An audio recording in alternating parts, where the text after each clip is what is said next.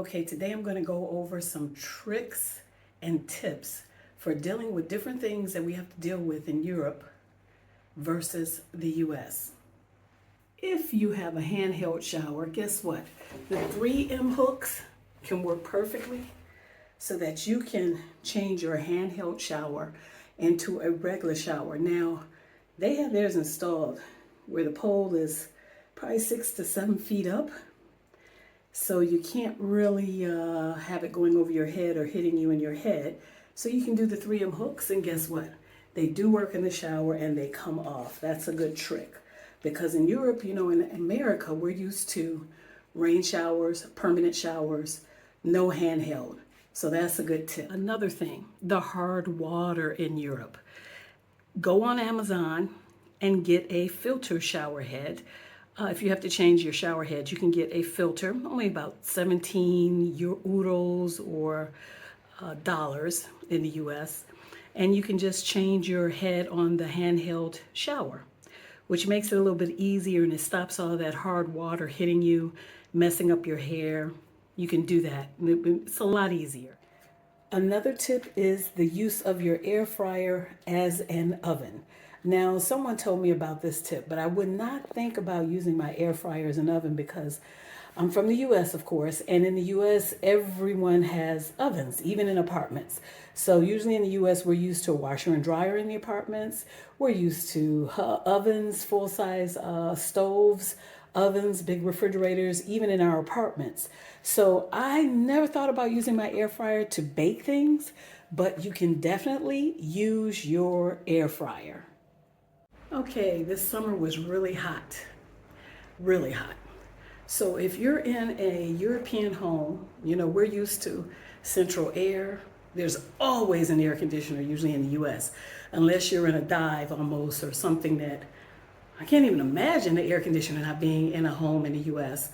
But there are portable air conditioners that you can buy on Amazon. So you can buy them at Leroy Merlin. And they're probably about 200 euros. A lot of you only have a washing machine. In the US, we are used to washing machines and dryers, not combination, but separate. So we're used to having a separate dryer, separate washing machine. It's not a big deal. You can get the combo, but they just say that when you have the combo, you have to use less clothes. I found that with the combo, I still had to get a drying rack to hang my clothes. And I'm not one that likes to hang clothes around the house. So I am definitely one to head to the laundromat to do my wash, simply because I like soft towels. I don't want them crunchy. That's what I'm used to as an American, always having a dryer. So, it's your choice. And of course, everyone knows about the VPN.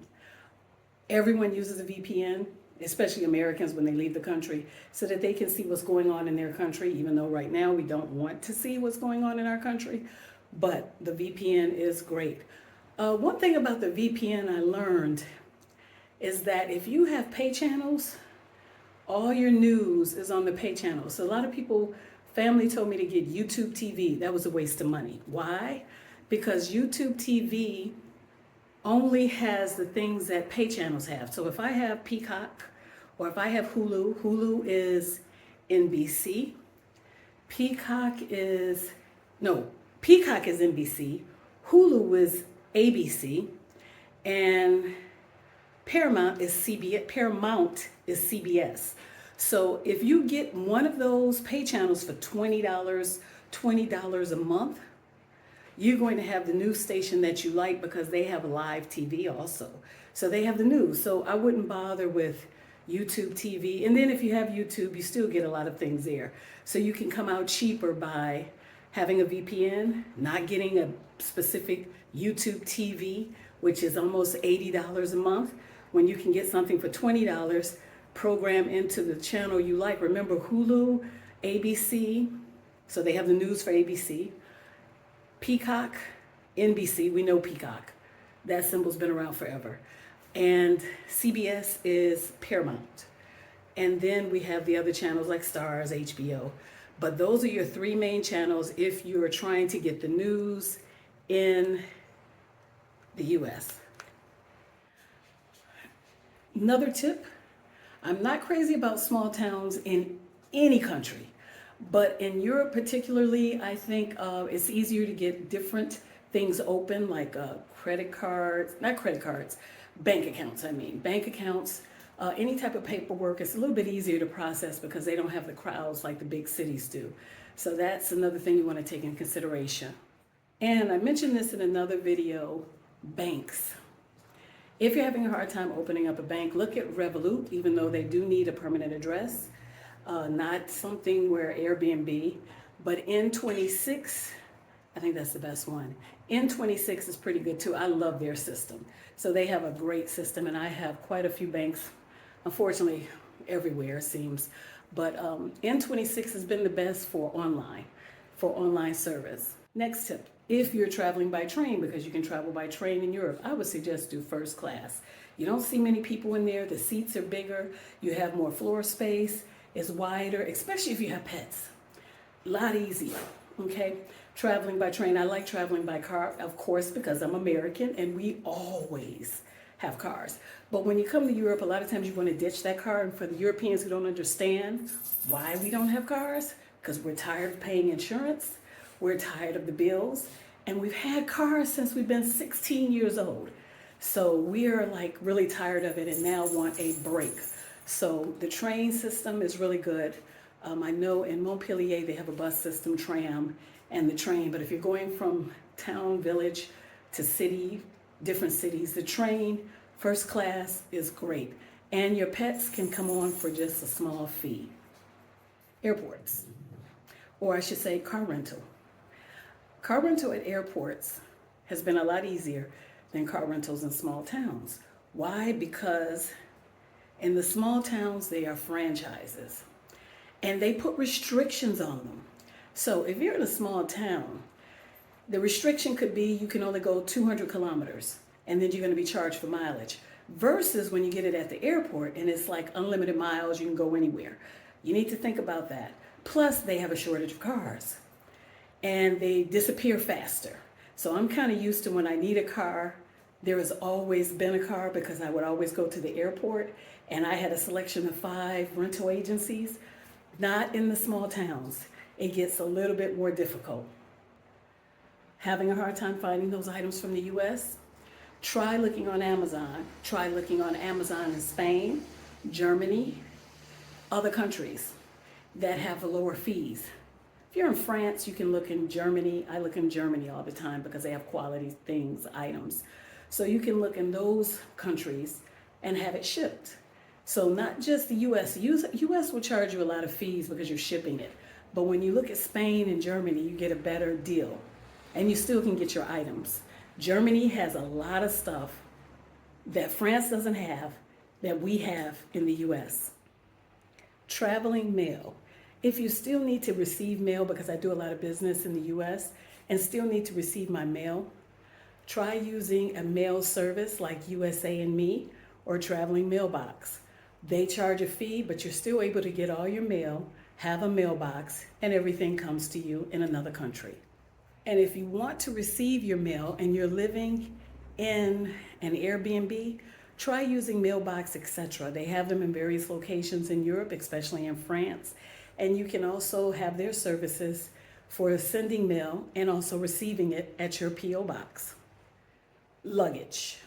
Traveling and you have luggage that you need to store because you want to make a quick trip to one city, but you may not be staying in an Airbnb. There are places near the airport that can store your luggage temporarily in lockers. So I'm sure most people know that, especially the travelers.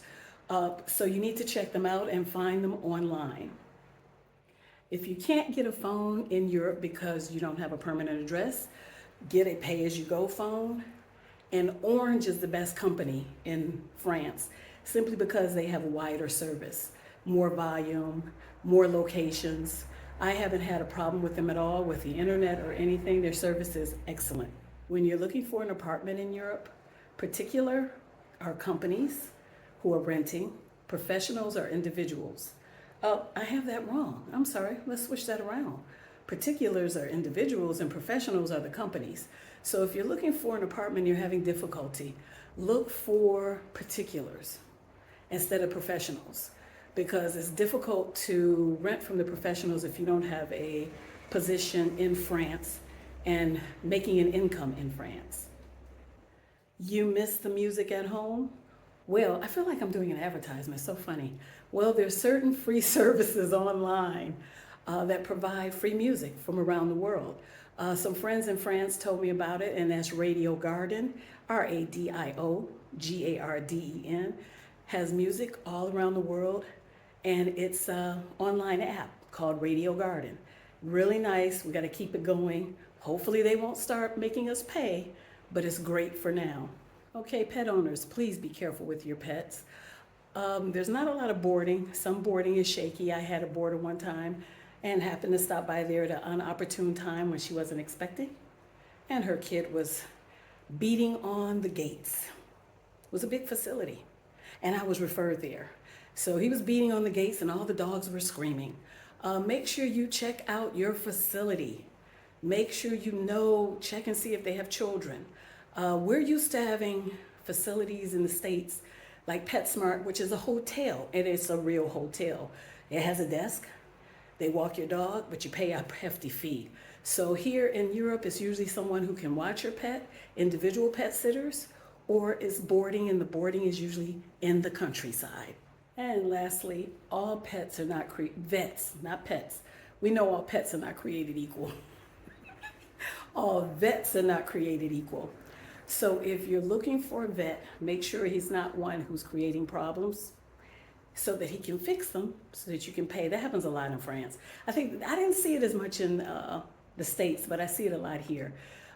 Creating problems so you can fix them. Someone told me that their vet was giving them the wrong medicine that was making them sicker. And I've seen it where they create problems. You have to really weed them out, pay attention to the behavior, because I have a crier and someone got really upset with him, and I'm thinking, you're a vet and you're getting upset because he's crying so much. So you have to really pay attention. There are a lot of good vets out there and there are a lot of bad vets.